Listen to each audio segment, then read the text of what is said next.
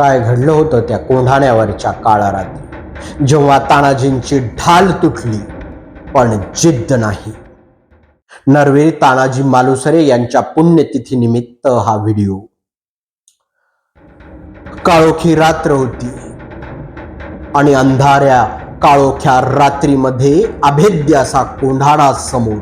3,500च्या वर शत्रू संख्या असताना सुद्धा अवघे 500 मावळे सोबतीला घेऊन तानाजींनी दुर्गम असा कडा घोरपडीच्या साह्याने पार केला.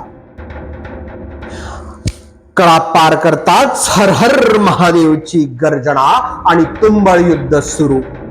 मावळे संख्येने कमी असल्यानं 7 मोगली सैनिकांमाग एक मावळा असा काळजाचा ठोका चुकवणारा तो प्रसंग. उदयभान बलाढ्य शत्रू मोगली सैन्याचं नेतृत्व करणारा किल्लेदार याच्यासोबत युद्धामध्ये तानाजींची ढाल लढाईमध्ये तुटली. त्यावेळी त्यांनी डोक्यावरचा शेला पांगोटा हाताला गुंडाळून लढाई चालूच ठेवली.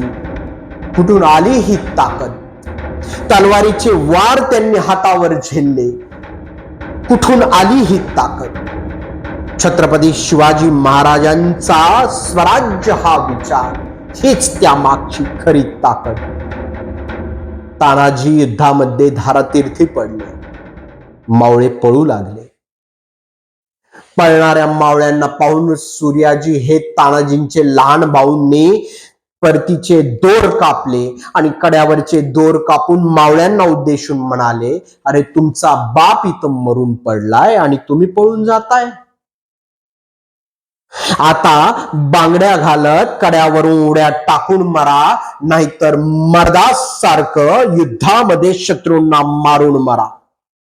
हे ऐकताच मावळे त्वेषानं पुन्हा लढू लागले आणि ही लढाई पुन्हा एकदा सुरू झाल्यावर जो रणसंग्राम झाला त्यानं इतिहास घडवला. उदयवानाला पाहताच स्वतःचा धारातीर्थी असलेला भटचा आठवण शेलार मामा 80 वर्षाचे म्हातारा माणूस असताना ते म्हटले, थांब उदयवान, कुठं जातोयस? हा शेलार मामा अजून जिवंत आहे. आणि अखेर त्या युद्धामध्ये त्यांनी उदयवानाचा वध केला. महाराज गडावर आले आणि समोर तानाजींचा देह पाहून गड आला पण सिंह गेला असे उद्गार काढले. मी कल्याण कदम. जय जिजाऊ, जय शिवराय. व्हिडिओ आवडल्यास नक्की शेअर करा.